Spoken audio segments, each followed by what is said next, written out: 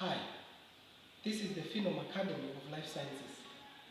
We want to present a lesson, relationship between heat of solution, hydration, and lattice energy. This is a topic in energy changes in physical and chemical processes, a topic in Form 4. Now, I would also like to direct you to other content, biology content in the Phenom Academy, that is in YouTube. We have done dissection of the mammalian heart. We have also done dissection of the lung. We have also done dissection of a rabbit. Academy. Please go to the Phenom Academy channel in YouTube and check out more content. Now, as I've said, today we will look at the relationship between heat of solution, hydration, and lattice energy. And by the end of this lesson, the learner should be able to explain why some physical processes are exothermic while others are endothermic.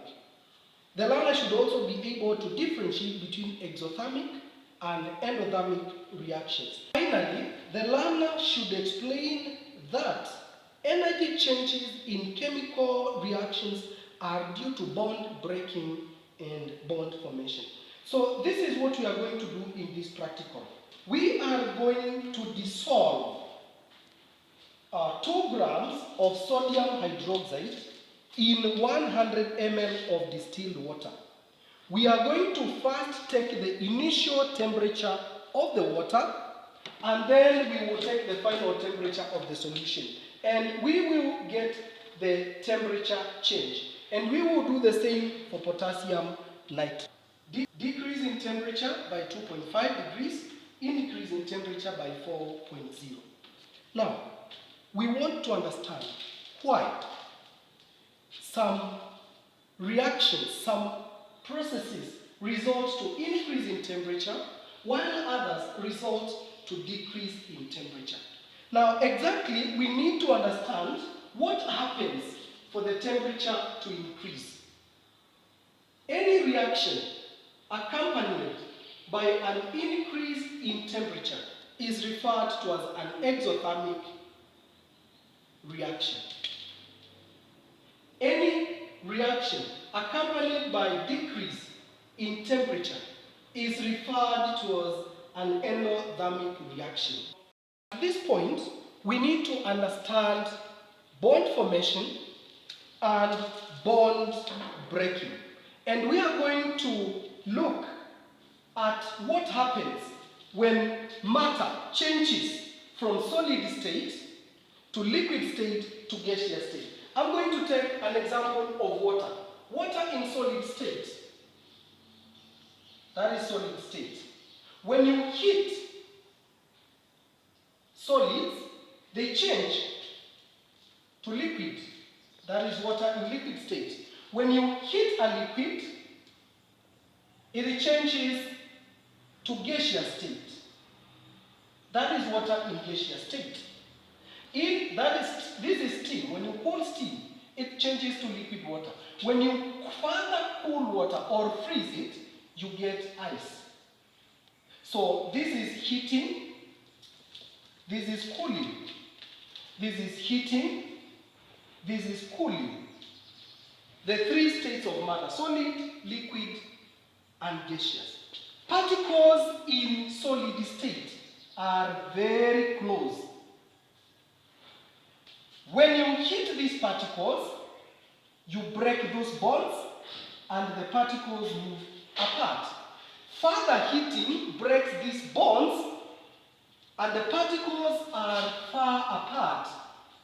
The bonds are almost negligible. So heating involves bond breaking. That is bond breaking. And when you are breaking bonds, this is accompanied by absorption of energy. So here you are breaking the bonds, that is bond breaking, and this is accompanied by absorption of energy. Now this is bond formation. When you are cooling gas to liquid, you are forming bonds, bond formation. And this is accompanied by release of energy. Release of energy. Release of energy. If you want further to cool, to freeze, you are now pushing these particles together and you are forming bonds, bond formation. And this is accompanied by release of energy. Now, why is it that steam burns someone severely than hot water? This is because when steam lands on your skin, the particles move close, bonds are formed, and a lot of energy is released. So bond formation is release of energy. It involves release of energy. Bond formation involves release of energy. Now, when you are forming bonds, bond formation involves release of energy. It's actually an exothermic reaction. Whereas bond breaking is actually an endothermic because it involves absorption. It involves absorption. So bond breaking is an endothermic reaction. This is an endothermic reaction. Bond breaking is another endothermic reaction. Because it is involving absorption of energy. Now, bond formation involves release of energy. It's an exothermic reaction. Exothermic reaction. This is also another exothermic reaction. Exothermic reaction. So now this is now what we have learned. You are absorbing. Bond breaking involves absorption of energy. But when you are forming bonds, energy is released, and therefore this is an endothermic reaction. Now at this point, we now need to understand hydration energy and lattice energy. Because heat of solution is the sum of bond breaking and bond formation. Heat of solution dissolves. When a solute dissolves in water, the molar heat of solution, that energy change which occurs when a solute dissolves in water, that is heat of solution, is the sum of hydration energy and lattice energy. Now, that is now what we want to understand. We now want to understand what happens. Why? Sodium hydroxide dissolves with release of energy, whereas potassium nitrate dissolves with absorption of energy. Now, in our case, we are going to look at magnesium chloride. We are going to look at magnesium. Magnesium chloride. Solid magnesium chloride. When you place solid magnesium chloride in water, like here, this is what must happen. First, the first process which will happen is breaking this lattice, the bonds here in this salt. In this ionic compound, you have to break the ionic bonds. And this magnesium chloride will be broken to magnesium ions in gaseous state plus chloride ions also in gaseous state, and these are two. So the first process which happens before any solute dissolves in water, it is the breaking of bonds. These bonds must be broken to the constituent ions in their gaseous states. So you have magnesium ions and chloride ions. So this is bond breaking. Bond breaking. This is an endothermic reaction. an endothermic reaction. Now, we use signs to represent endothermic reactions and exothermic reactions. Exothermic reactions will be represented using a negative sign. Endothermic reactions will be represented using a positive sign. Positive, negative. An exothermic reaction is represented using a negative sign because energy has been lost.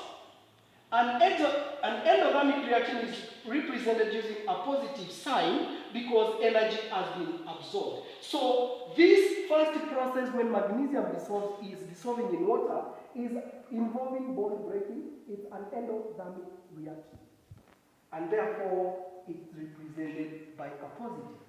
Now, after this process has occurred, and actually this is now what is referred to as lattice energy. The energy change which occurs when a solute, when the bonds in a solute are broken down to the constituent ions.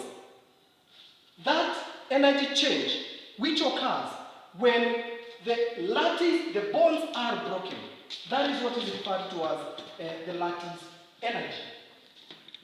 And it is, in this case, it's an endothermic reaction. After that, we will now need to know what happens after now these bonds have been broken. Now, you have this now surrounded by water. Now, a water molecule, H2O, a water molecule is represented like that. It can also be shown this way.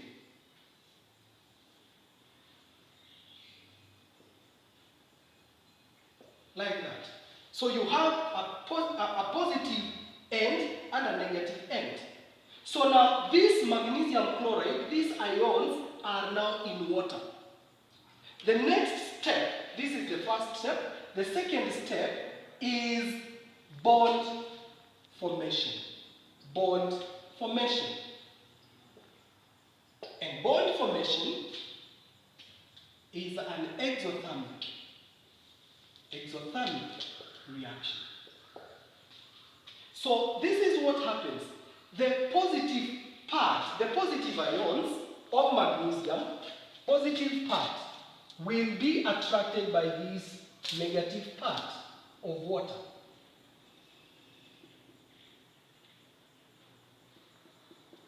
There is an attraction there.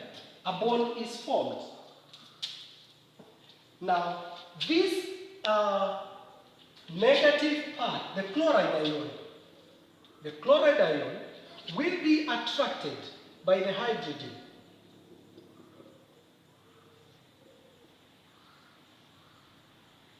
There is a bond there.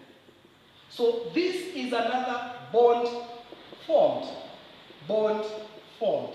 The second step when a solute is dissolving in water is bond formation. Now, these particles are surrounded by many water molecules. And now this is what is referred to as hydration energy. So now, this is what happens when a solute is dissolving in water. Magnesium ions in gaseous state, the energy, bond formation, the energy absorbed when it is changing to aqueous state. Now you will see in the data book. Can you show them in that data book? The energy absorbed 91 kilojoules per mole. That one of chloride changing to aqueous is minus 384 kilojoules per mole. Now this process, magnesium chloride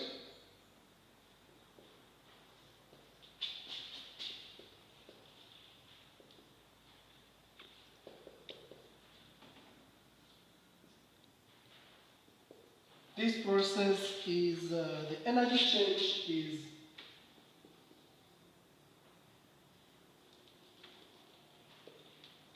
plus 224.93 kilojoules per mole. So now, this is the lattice energy.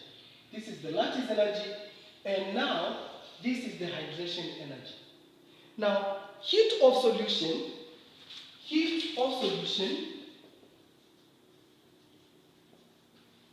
is given by hydration energy plus lattice energy. Now, from the data book, as we have seen, hydration energy of magnesium is 2493 plus this one. Now here we have one magnesium ion and two chloride ions. So we will have plus minus 1891 plus 2 into minus 384. When you evaluate that, you will get the heat of solution is equal to minus 2493 plus minus 2659. Therefore, finally, you will get minus 166 kilojoules per mole. Minus 166 kilojoules per mole tells us that this reaction is exothermic. Dissolving magnesium chloride in water is an exothermic reaction. It's accompanied by release of energy. Now we want to show an energy level diagram and also an energy cycle diagram involving dissolution of magnesium chloride with the energy cycle diagram. Energy cycle diagram. So you have magnesium chloride in solid state. The first step is to break these bonds to produce magnesium ions in gaseous state and chloride ions in gaseous state. The next step is now whereby these ones are surrounded by water molecules to produce magnesium in aqueous state and chloride in aqueous state. So now you have this process now plus water, so that you get magnesium in aqueous state plus chloride in aqueous state. Now you can also add water straight plus water. So now this is an energy cycle diagram. We have root 1 and you have root 2. This is root 1 whereby the bonds are first broken and then these ions are surrounded by water molecules. And you can also add water directly. This is an energy cycle diagram. So this is the lattice energy, hydration energy, and this is the heat of solution.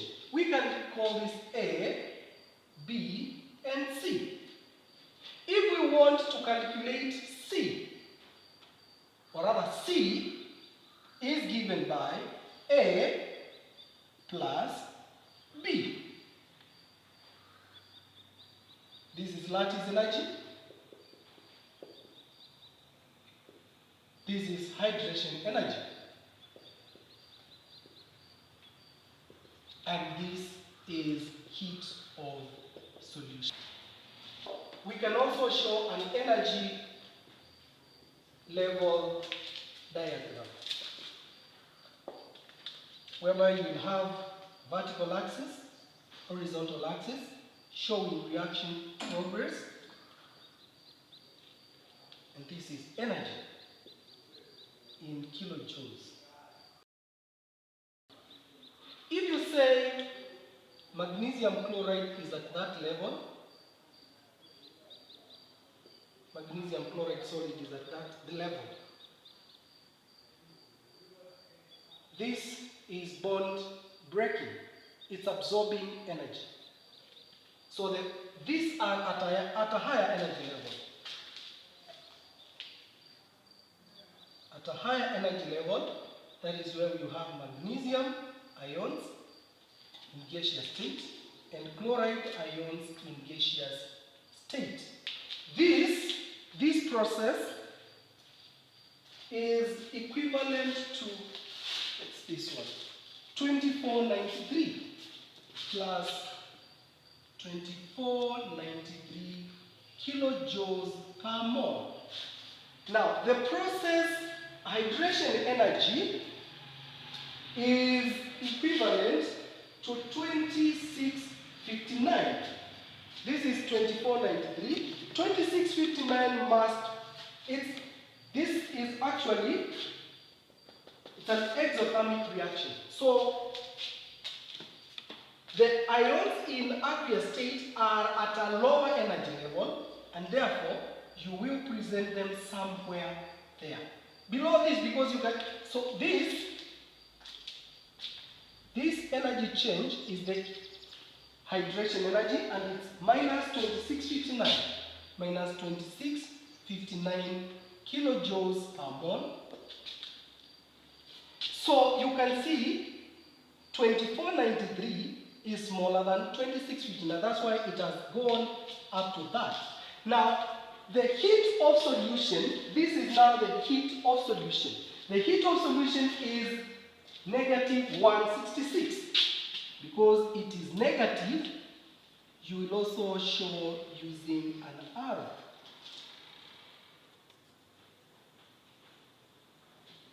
This is the heat of solution, negative 166. This is lattice energy. Lattice energy. This is hydration. And this is heat of solution, negative. So, you can present an energy cycle diagram and also an energy level diagram. And this is what you have learned. That for any solute to dissolve in water, two processes occur. An endothermic reaction and an exothermic reaction. It will involve bond breaking and bond formation. The first process, when a solute is dissolving in water, is bond breaking. Bond breaking is an endothermic reaction. Then next, that these ions in gaseous state will now dissolve in water. And that is bond formation, and there is energy release. So heat of solution is the sum of the lattice energy and hydration energy. And that is the end of our lesson. Please catch us up in the Phenom Academy channel in YouTube, whereby you'll also see other practical sessions. Thank you very much.